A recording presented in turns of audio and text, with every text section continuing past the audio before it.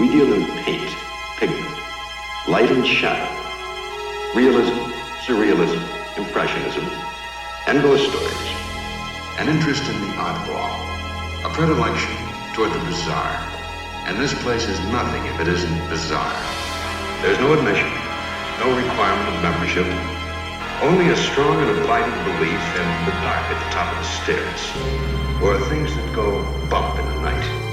The name of this place, should you have come in here accidentally out of the rain, is the Night Gallery.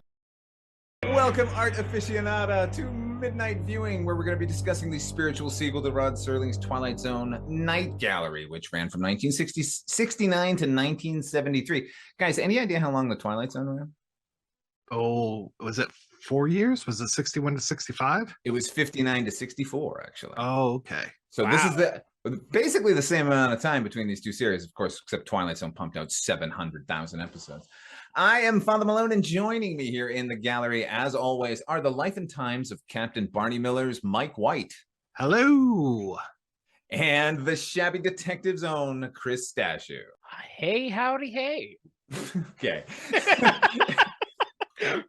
And we're talking about season 1, episode 6, the final episode of season 1. Thank Christ. July 20th, 1971 is when it first aired, and it was broken into 2 segments. They're tearing down Tim Reilly's bar and the Last Laurel. Welcome, ladies and gentlemen, to an exhibit of the eerie and the oddball. Our first offering this evening, faces. Paint, pigment, and desperation. The quiet desperation of men over 40 who keep hearing footsteps behind them and are torn between a fear and a compulsion to look over their shoulders. The painting is called They're Tearing Down Tim Reilly's Bar. Can't tear that bar down fast enough, Father Malone. Oh, get rid of that bar. Fuck off with your bar, you wistful old bastard. They're Tearing Down Tim Reilly's Bar was written by Rod Serling, no doubt. It was also directed by Don Taylor, who the same year directed Escape from the Planet of the Apes. Very nice. There's a weird connection because Serling wrote that. Anyway, this one stars William Wyndham, or as I like to refer to him, Commodore Matt Becker from Star Trek, always the Doomsday Machine. Oh, yeah. It also stars Diane Baker, Bert Convy. Diane Baker, baby. Silence of the Lambs, baby. Bert Convy is about to jump out of an airplane on a motorbike. On a motorbike, but he'll have the permanent, which he doesn't have here. He's got kind of wavy hair. But later this year, he stars in an episode of Banachek, and he's got the full perm. So this is proto Bert Convy. It's like a chrysalis of Bert Convy. I'm more of a fan of Diane Baker, who I kept looking at and being like, what do I know her from?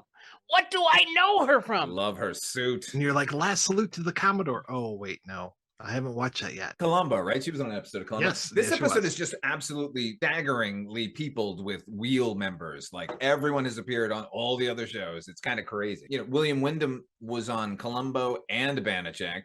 He shows up in the season 2 of this show. He was in one of my favorite episodes of The Twilight Zone, which was 5 characters in search of an exit. And he was great in that. Anyway, this episode was nominated for an Emmy for Best Dramatic Single Episode. Only two Emmys that the show was nominated for. It lost to the Andersonville trial. And this episode concerns an over-the-hill executive whose present is far less appealing than his past. A past embodied by a former watering hole that is currently being raised in the name of progress. How's that for some fucking symbolism? Like, what'd you think of this one? Oh, boy, oh, boy. This went on for a long time. How long was this episode?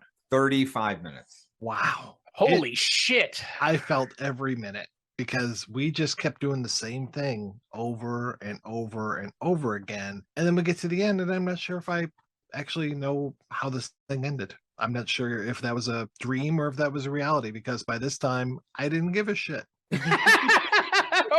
And that's the true test of any episode, is whether or not by the end of it you care. So, you know. Yeah, we'll all go to a great length to fill in the blanks for an episode that pleased us, right? But if nothing makes sense and we don't care, then we really don't want to know. Yeah, and this is one of those. I mean, I really want, you said the cast is amazing. I love seeing John Randolph in here at his crotchety best, always so great. And yeah, I'm just like enjoying this cast. I'm like, okay, this is great. Bert Convy's this, younger exec who wants to eat William Wyndham's lunch, and it just all this stuff keeps happening. And yeah, he keeps having these delusions that he's back in Reilly's bar and there's all these things going on. And I guess time is passing inside of Reilly's bar. Is that right? Like kind of starting at the beginning of Seems to be when they open and then move on through the timeline. Okay, sure, that works, I guess. But yeah, like I said, it just kind of wears out its welcome. Had it been even, I don't know, 5 minutes to start, but I would say take this thing down 15 minutes,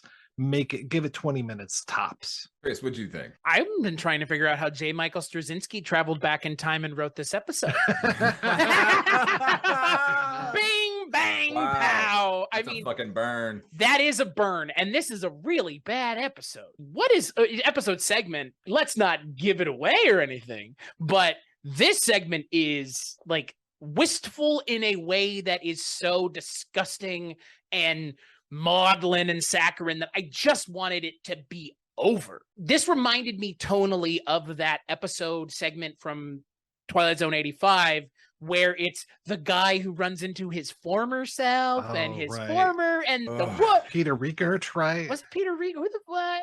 Was it Peter Riegert? There were a bunch. The Peter Riegert one was the Harlan Ellison wistful one, and then there was a whole other wistful one because it was not by that last season. It was nothing but wistfulness. Yeah, this is the one I'm thinking of. Is the one where it's like the couple meets their like past selves. Oh, okay. I was thinking One Life Furnished in Early Puberty. Yes, but again, I would contend that any of those wistful bullshit episodes from 1985 are exactly what this episode is attempting to do. Oh, yeah. And I think in a lot of ways, it is immensely successful at doing that. I just have no interest. That's the problem.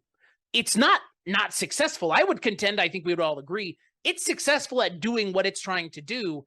Too bad that that's not interesting or entertaining or anything, frankly. Like, it's a deeply personal story, clearly, for Rod Serling to be writing, but it's not unique. It's not interesting. He's not saying anything that someone else hasn't said better either. So there's also that. Including him. Right, exactly. It shows the weakness of Rod Serling's writing, even up against his own writing from 10 years earlier. I went into a deep Rod Serling dive this weekend, just trying to make amends in some way because I've been kicking him pretty hard all season long, and I'm feeling bad about it because I love that man and I love the original Twilight Zone. So I went back and I actually started watching a lot of his early stuff. I started watching a bunch of the Craft Theater and Playhouse 90 stuff that he was doing, which is sparkling. It's really, really good. I mean, it is very stage bound and it is all very thematic. And that theme is young versus old, or old man who no longer can come up,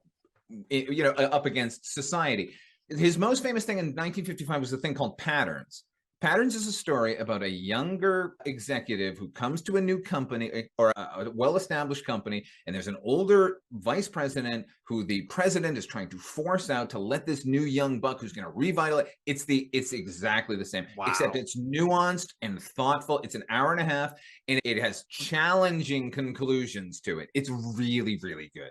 This is the palest imitation of it I've ever seen. But not just that, because there was Trouble with Templeton, Stop in Willoughby, Walking Distance, of late, I think, of Cliffordville. Like, he wrote this story over and over and over again, which is fine, because the Ramones wrote the same song over and over and over again. That's my point. Like, it's okay. Like, it's just... Jim Thompson wrote the same novel 6 times in a row, and but it's all of the variations are interesting, and all of them have something to say. Rod didn't really have much to say beyond, this is the way of the world and we have to deal with it, and good should be rewarded, but it's never. And it's a bleak episode. I want to point out some things that I did like about it. Benny Carter's music is really, really good. It's propulsive and weird and not anything we've heard before. It sounded modern, which is a fucking change for the show. I mentioned this in the last episode. When Serling's characters are angry, that dialogue, no matter the actor, is really, really good. It comes alive. And that happened when Bert Convy and William Wyndham went at it sort of at the beginning. I thought, Jesus Christ. And William Wyndham's performance is so good. I mean, the episode is worthless, but he's so good. There's a moment in this, one of the many moments of him breaking down and realizing how futile life is, where he's talking to the cop, where he's broken into Tim Reilly's bar. I shouldn't be hustled to death in the daytime and then die of loneliness every night. That's not the dream. That's not what it's about. I cried my fucking eyes out during that scene. William Wyndham sold it so hard. I love that. But the rest of the episode is a major problem, including the ending. Mike, what you said at the beginning, like what actually happens at the end? He is fired. He goes down to Tim Reilly's bar. This is what happens in the episode we saw. He goes into Tim Reilly's bar. All the ghosts are slowly fading, including that of his wife, meaning he can't stay there with them. Meanwhile, his secretary has talked the boss into... Jose, are you asking us or saying? No, I'm asking. I don't have an answer for you. The secretary talks the boss into rehiring him and then throwing him a party. It's the weirdest. It's like it's like the end of Taxi Driver, where everything is like good now because he did this horrible thing. Like what? And all of it takes place off screen too. You see her walk into the office of John Randolph and start like going on this diatribe about you didn't give him anything, blah blah. And then the next thing we see is he wanders into a bar across the street from Tim Reilly's. Right. Just happens to hear them singing for He's a Jolly Good Fellow, which has been throughout this entire episode. Which I never want to hear that song again. Yeah, I know, right? I will, you know what? They mentioned, okay, William Wyndham's character mentions Tim Reilly's bar a bunch of times. So I could actually get behind maybe they're like, oh, this bar is across the street from Tim Reilly's bar. And like, maybe that's, I can give it that. But that doesn't explain, is he dead? Like, did he kill himself? Like, it's a fantasy ending. It right. makes no sense at all. Now, the rumor is the original ending was we don't stay with the secretary. He gets fired. He goes down. He's going to escape into Tim Reilly's bar and disappear into the past. And when he gets there, it's a vacant lot. That's the rumor I read. But I happen to have this, which is Rod Serling's adaptation of his own screenplay. And it's the exact same thing as the story and the thing. And I know he would have gone with his original here. Right. He wouldn't have gone with what was changed. Right. He would have said, because there's the profanity in the novelization. There's lots of stuff that he could never have gotten away with in television. And why wouldn't he just publish the actual ending? Because it's a better ending. It really is. This guy thinks he can at least escape and then it's no longer available to him. That would have been something. Well, here's the thing. Wouldn't the better ending have been he goes into the building and then the building is torn down and he disappears? Something. That's another something. Yeah. Like, that's what I was expecting. What I was anticipating the way it ended was the way, weird reference, Memoirs of an Invisible Man is, where it's like he goes into the building and the building gets demolished with him in it. Like in that movie, he goes into the building and it gets invisibled with Chevy Chase in it. Spoilers for that movie. Oh my God. Come on. Sam Neill's finest performance. I've never seen it. No, that's not true. That's not true. I was like, there's no fucking way you haven't seen it. No, I've seen it. John Carpenter. I'm not going to not see. It should have been that, because then like he gets what he wants, but he has to sacrifice everything for it, which is a ending that makes kind of sense thematically with the message. But again, what's weird to me is, you know, this episode would have been right. I mean, the J. Michael Straczynski dig aside, this episode would have been at home in 1985. This episode was at home in 1985. We keep mentioning the Straczynski wistful sort of saccharine, sappy episodes, but the themes of this episode that Serling obviously worked over and over and over again in his fiction was absolutely perfected by Rockne O'Bannon in wordplay, right? Yeah, I mean, it ended up on the Twilight Zone. And it's short. It's like 22 minutes. And it's so brief and beautiful. Yeah, that's what I kept thinking of while I'm watching the endless episode that we were given here by Serling. This is sort of elegiac because really he loses control of the series here. I mean, it is almost autobiographical in a way. I don't know if he knew it was coming, but beyond this season, he is no longer in control of the series, which is for good or ill. So it's kind of appropriate that this is the big one that he goes out on. And it got nominated for an Emmy, which, by the way, I told you they lost to the Anderson trial. In our next segment, one of the actors was in that show. That must have been weird. You know what? 1971 was a different time because I would not have nominated this for anything. Maybe nominated this for it needs to be picked up by the dog catcher and thrown out to the pound because it's a dog. Like, it's so not anything. And if it were 10 minutes, it might have been okay. But like you said, Mike, 34 minutes. Yeah. Fuck, like, good God. You could do so much more with that time. Anything. I would rather rewatch that episode segment with Godfrey Cambridge. Oh, wow. I'm saying something here. I don't know. At least it was like bad. At least it's bad in an entertaining way. This is just bad in like a get off the screen as fast as possible way, please. I suppose there's something to be mind from the total idiocy of the make me laugh. I mean, that's episode. my point. Like, you know, I've been reading Forrest Gump, the book by Winston Groom, which is just like this. It's this like wistful bullshit of like a time past. But at the same time, it's not, because it's like poking fun at that constantly and making fun of the people who got wrapped up in it. Because again, the movie Forrest Gump and the book are vastly different. He goes to space in the book with a monkey. Of course. Ham. Was it Why Ham? wouldn't you? Sue the monkey. But Sue is a male monkey on top of everything. And then he lands on a cannibal island in Papua New Guinea. Like I said, where was this in the... Yeah, Mike White. I want to see that, man. Where Yeah. was that? Wait, Man. Tom Hanks and Pygmy Cannibals? Can we do a missed that. sequel, like a parallel thing? that There happened was at a the same sequel. There time? was a sequel book called Gump and Co. Mm. Because of course there was. Wow. But this is that same kind of just like yearning for a time gone past. And it's just so... I'm not interested in these kinds of stories anymore after having seen them so many times in 1985's third season, because it was almost like most of them were contained there. Because similarly with that show to this show, like the people who created the show lost control of it. This show just happens to be Rod Serling, the guy who created the Twilight Zone, losing control, not the dudes rebooting the show. So Right. I watched a bunch of Serling at UCLA taking questions and answers from the students, and I watched. Was he smoking? And was he drunk? It was audio only, but Oh. yes, he was definitely smoking because you kept hearing like, you know, and like you'd hear the lighter go. But what's funny is in every talk that he was giving after Night Gallery, at least one student would point out how good this episode is. Wow. But Tim Riley, particularly. Unironically, yeah. No, unironically, and he totally agrees with them. Well, I mean, I can't blame him for that. Of course he would. He got validated by the Emmys. So as far as Rod Serling is concerned, they gave him validation. Nothing any one of us can say can take that away. No, and I'm not trying to take anything away from him, honestly. I'm not on. I mean, I sort of watched all of these things just because he was a giant, you know, and we're getting him at the tail end, and it's kind of unfair because his sensibilities were no longer the sensibilities of the time. But still, he gave us a couple of corkers this year, so he wasn't without the possibility. It's just that he's not the most fantastic of writers. He's always a more dramatic human interaction writer. So if he doesn't have a basis for it, it just kind of falls apart. It is unfortunate that it's Rod Serling, the guy who created the original show.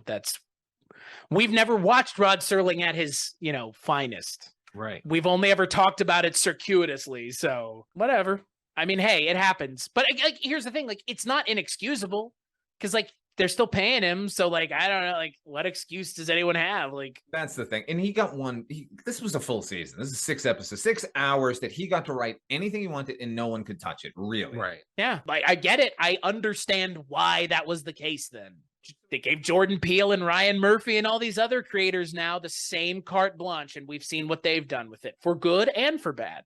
And Serling was renowned amongst writers in television for being the guy who always fought for other writers, that every word would be on screen, that they wouldn't change one thing. If there was a camera direction that a writer had written, then that camera direction would make it into the show. So, it was, to him, writing was king, and now here, this is it. Like, he won't get the chance again.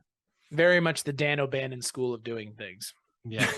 Yeah, right. But and like I don't know how y'all feel about it, but like I don't prescribe to that, because at some point like you have to make amends with yourself and atone for your project not being in your hands anymore. Like, you can bitch and moan, but like, you signed that contract, you cashed that paycheck, you understood the dynamics of the situation, and hopefully you defended your ability to do what you wanted with the project. But you have to do that. So if you don't get that, that's your fault, frankly. Like, in a lot of ways, like, it is, but it isn't. But ultimately it is, because if you sign on the dotted line, unless someone's forcing you, like literally forcing you. He came on board, and like I said, he gave us a full season, and it didn't work. I mean, it was popular enough. What's funny is, like, he mentioned in one of the interviews I read, like, that this was pulling in 35 million viewers a week during its first and second season, and that was a minor hit on that landscape. And then I just read, like, House of the Dragons opening did 25 million, and it's a massive monster hit. And I'm 90, like, it did 99 million. 99. There you go. But still, Yeah. It's still considered a monster hit, right? That's but the largest premiere of a show ever on HBO. And Night That's Gallery is just a wild. minor thing. It's only 35 million Americans tuned in. That's a ton. Like 35 million people watching anything is nuts to me. Like that means that someone in your daily life, you could have a conversation with them at the time about Night Gallery. More than likely. Yes. Like like are there TV shows you can just have a general conversation with people right now? No, there's way too much. Like there is. That's all. I mean, that's also the other thing. It's like now in the day of Amazon Studios, Lord of the Rings on Amazon Prime, which is its own streaming service with no ties to anything else, and Hulu and Netflix. It's like I mean, you can't even watch terrestrial TV anymore. It has to be, you know, digital antennas. Yeah, exactly. Stream everything from broadcast television anyway, like off of a streaming service. I'm not tuning in to ABC or NBC anymore these days. I just think it's awesome. Like at the time, you could be like, "Oh yeah, did you guys see the episode of Midnight Gallery?" Or I guess Midnight Viewing. Did you guys hear about that? If you like that would be a thing you could commiserate with people about. Like I don't think that's the case anymore. Right. No. For shits and giggles, I had to look up what the MASH finale was. 105.9 million people. Holy shit on a stick, man. Woo-wee. I think we could all agree that's way too many. It peaked at 121.6 million in the final 6 minutes of the show. Wow. Oh, like everybody my tuned in. God. Yeah. So is that like everyone? I mean, it seems like It's not the whole country. Yeah. How many people lived in the US at this time and parts of Canada? You guys remember the part at the end of the episode where the guy was eating the onion ring and then it cut to black? That was the best part of that. Best part. Nobody It was a expected that. chicken. That's insane. 35 million was a minor hit. Yeah. Good God in heaven. Anything else to say about our last real tangle with the wistfulness of Mr. Rod Serling? Okay, I'd like to end it on just saying that all nostalgia is gross. Okay, our next story. Yes, it's awful. Yes. We are now inundated with it more so than people were in 1971, and certainly that's I think also it. Like if it weren't such a capitalistic, disgusting siphon for so many people of their hard-earned money, I don't think people would get away with it. Like what were people nostalgic for in 71? In the same speech, Serling, like completely devoid of this conversation about Night Gallery, like just sort of at one point said, you know, the fact of the matter is I miss Nickelodeons and $5 sodas and short pants. That's where I want to be right now. And it's like, wow. I miss rationing food and using steel to make bullets and guns and rivets to kill we all just Germans. miss being a kid, you know? Like it's so it doesn't dumb, matter like... what time and era, it's a missing of the youth, not a time and a fucking place. And I wish people would stop doing that, telling us like how great the world was then. The world was always fucked. It'll always be fucked. It's just that you didn't have any responsibilities or worries. Yes. Yeah, Stephen King. Yeah, J. Michael Straczynski. I mean, again, there's so much of it now. And it's like even the best writers or people that could be considered the best writers aren't immune from just peddling it. Enough, I say. Welcome, art lovers. We offer for your approval a painting which has to do with what happens to men who take a walk into nature's marketplace and exchange certain powers for other powers. The blind, we're told, for example, develop an extraordinary sense of touch. In this case, the story of a man who perfects the art of killing. Our painting is called The Last Laurel. Our next segment is called The Last Laurel. This one was written by Rod Serling, though it was adapted from a short story, The Horsehair Trunk by Davis Grubb. It's the author of Night of the Hunter. And it was directed by Daryl Duke, who I mentioned we got a lot of wheel people on this episode. He directed episode Banachek, Cool Million, and eventually he got to Columbo, but it wasn't until 1990, but I'm still counting it. No, I know him best for The Silent Partner, which is a fantastic movie. Yes, it is. I love that. It's crazy finding so many of these television directors who were just effortlessly jumping back and forth between theatrical and television. This one stars Jack Cassidy, who was on Columbo 3 times, gentlemen. Boy, wasn't he on one of the best episodes of Columbo. I think that was those are the consensus we came to, Mike. That was the best episode of the first season. Yeah. Murder by the Book. Oh, so good. And it might be partly because of the direction, but Jack Cassidy plays a big part in why that episode is so good. So Cassidy's smarmy. great. Such a slimy shit. Just perfect too. Oh, Columbo, you want to read some Miss Marple books? Here, let me lend you some of them so you can be a real detective. Martine Beeswick is also in the episode, and Martin E. Brooks. It tells the tale of a recently invalided man man who suspects his wife is unfaithful and explores a curious method of vengeance. What'd you think, Chris? Oh, I liked it better when it was John Aston. I mean, it has the same vibe of that episode. It's a revenge tale, spousal revenge tale. Yeah. But in this one, not really. I mean, in the John Aston one, it's a spousal revenge tale gone wrong. This is a spousal revenge tale gone wrong, I guess?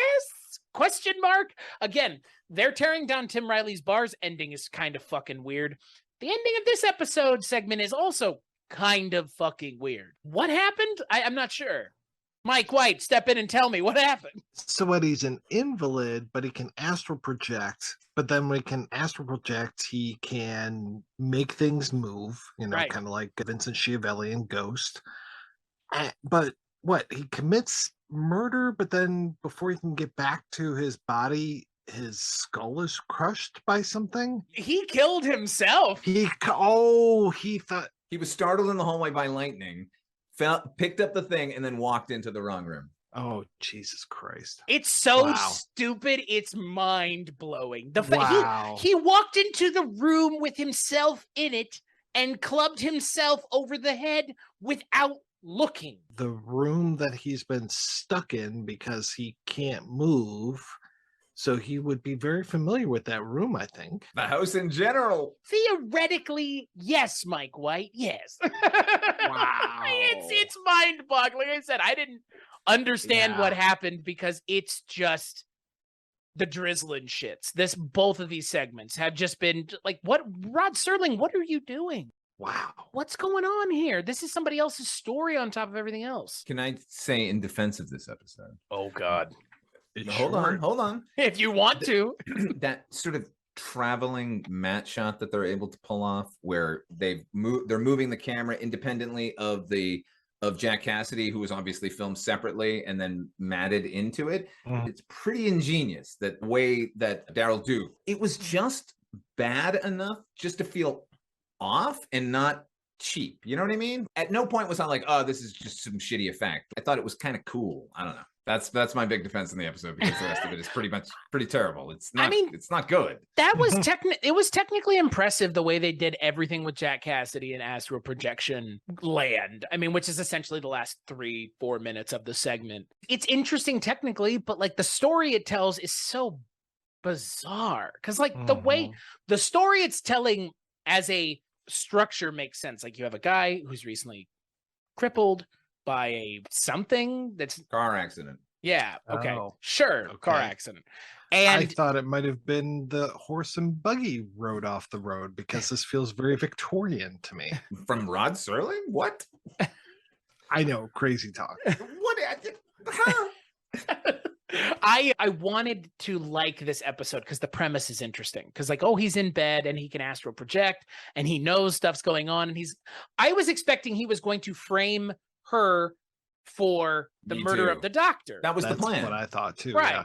So Yeah. like, what's the point of the twist? The twist is so dumb. The twist would have been okay if it had made any sense, because as you said, like, he knows his house. He wouldn't walk in and immediately and he's gonna look at who he's clubbing. Right. Like, That's what I don't understand. He Like, really wants to hurt that human being. So he's gonna, instead of and it's one small tap too. And then when we cut back to him, his whole skull is caved in. It's what? Okay. I did not honestly believe that when he hit whoever he was hitting, that he was killing. I thought it was going to be that it would pan back and there was nobody in the bed and he was in the wrong room that way, because the sound of it even was just like a thump, it wasn't like somebody dying and screaming or something. Right. At least it's like 10 minutes long. I don't know, like at least it's 13 minutes is got to be what I it is. guess we can thank Tim Riley's bar for that. Right. Yeah. Like, thanks for being overly nostalgic before so that this episode can be out the door faster. But good God in heaven, like what is achieved by the finale of this episode segment? Yeah. Oh, Father Malone, what's going on with Rod Serling, man? On this season of Deconstructing Serling. He looked for short stories that were ironic and a bit of a jolt and easily translatable to film. Those were his criteria. So I guess in his mind, this was that, except We already had an invalid killing his wife through a mysterious means earlier this season. Yeah. Look, I feel bad that Rod Serling lost the mantle here and that they kept his name, which is his big gripe going forward on this show is that it continues to be called Rod Serling's Night Gallery, which they should not have done. Like, they kind of broke the deal once it was no longer Rod Serling's Night Gallery and should have taken his name off it, because who cares? No one was tuning in because it said Rod Serling's Night Gallery. I would contend that up until this point, I think I would understand why they took it away from Rod Serling. I'll be that guy and say it. Like, I'm sorry. But up until this point, yeah, I can see why they took it away from Rod Serling, because the better segments, I'm not sure he's the one who wrote them. There are only a handful of other writers this season, and they're consistently better than Mr. Right. Serling. He wrote all but 3 this season. The Dead Man, The Housekeeper, and Room with a View are somebody else. Everything else is Rod Serling. So he's got no one to blame but himself. Yeah. Correct. This is how he goes out for. This is the season ender.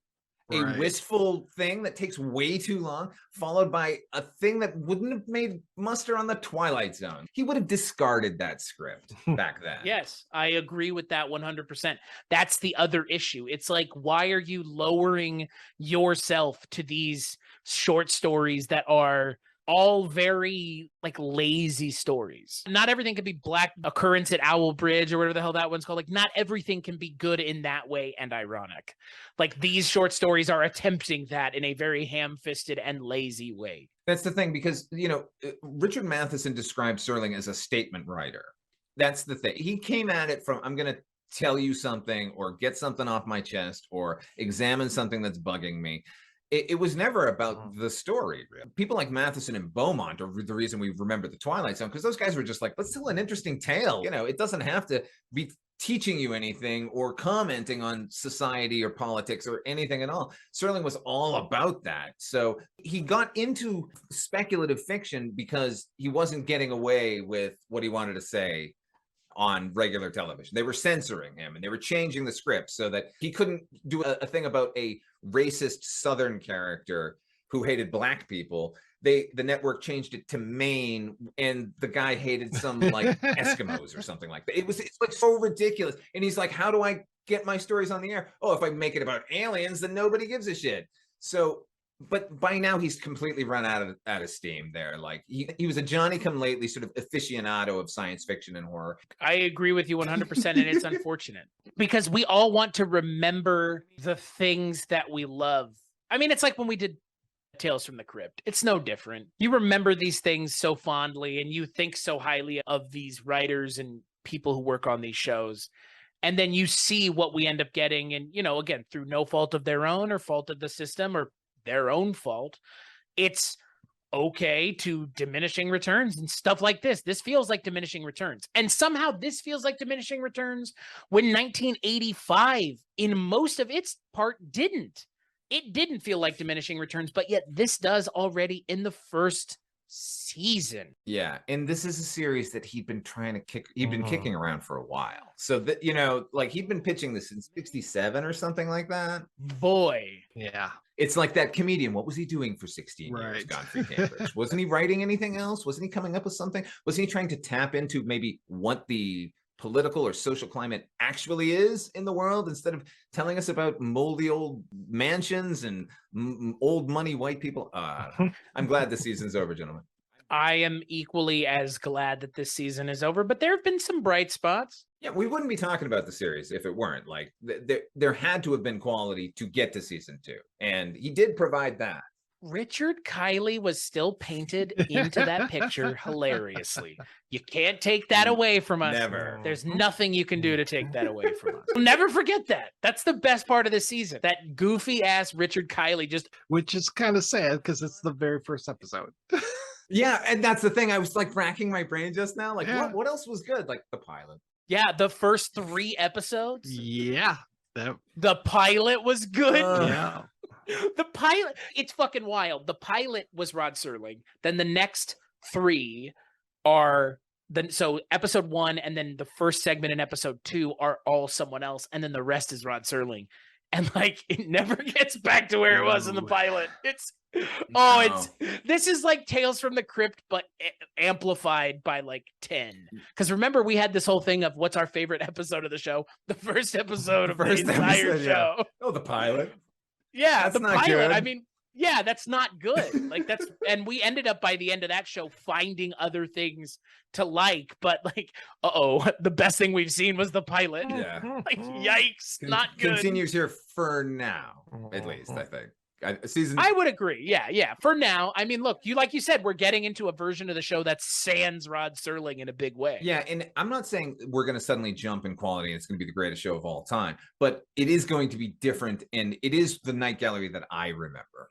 So this is. So you don't remember the first season? You didn't watch it in the first No, season. the thing is, I had seen it, but look, everyone saw the pilot if you watch Night Gallery because it was available on videotape. Right. Like it was, it was the one thing of Night Gallery that you could always see. And it was constantly playing. The series was a little more happenstance as far as finding, but I know I've seen the entire run of the show. I mean, I saw it as a kid and then again as an adult. So I remember this season, but it always in my mind was like the Twilight Zone Part 2, Season 1. Like it was the tail end of the season that never got produced on the Twilight Zone or something. And now it's going to become the show that it was kind of meant to be. I mean, that pilot is pretty Twilight Zone-y. It has a straight up supernatural segment, a pseudo supernatural segment, Yeah. and then a like science segment. So, or like a be careful what you wish for segment, I guess is probably the eyes segment. Yeah, the supernatural Yeah. element is so silly. It's it's an afterthought. It's just another. It's an Right. excuse to we can talk about. Yeah, war right. Yeah, but criminals, oh well, on to season 2, right, Father Malone? Yes, indeed. In fact, on our next episode of Midnight Viewing, we will be uncrating season 2. That first episode is broken into 4 segments. The Boy Who Predicted Earthquakes, Miss Lovecraft Sent Me, The Hand of Borges Weems, and Phantom of What Opera. Until then, where can people find you, Chris Stashu? cstachu.com. That's my link tree. Go there for all the things that I work on. cstachiw.com. Like you mentioned, you introduced us in such an interesting way. Nobody's ever introduced us as the life and times of Barney Miller's Mike White and the Shabby Detectives, Chris Stashu. It's kind of, it's like we're like, this is like indie cred. Yeah. Look, you know what? You guys work hard, and people should hear about it. That's what I figure. Well, thanks. Thank you. Ooh, hot take, very spicy. I agree. I listened to the Rings of Power podcast today, Oh, which I'm plugging right now for everybody. Go listen to love that. it. Oh, thank Yeah. you. Yeah. Thank you. Yeah, we'll take it. Yeah, we're in the process of expanding and creating some new shows and stuff. So that's all over at cstachu.com, and that's where you can find me. What about you, Mike White? Well, yeah, when I'm not talking about Barney Miller or The Shabby Detective or Podcast of Powering or any of those things, I'm talking about movies over at the Projection Booth, which is available at projectionboothpodcast.com. Funny enough. Funny how? Like a clown, actually. It's meant to amuse you. No, you said Yeah. funny. No, you said I'm Whoa, funny. Anthony. Anyway, for me, if you want to find out anything about check out any of the nonsense that I'm trafficking in, go over to fathermalone.com. You can check out my video podcast, Wolf and Raising the Banachek podcast over there. Until then, or I don't know, that doesn't make any sense. I'm just going to say goodbye, everybody. Bye.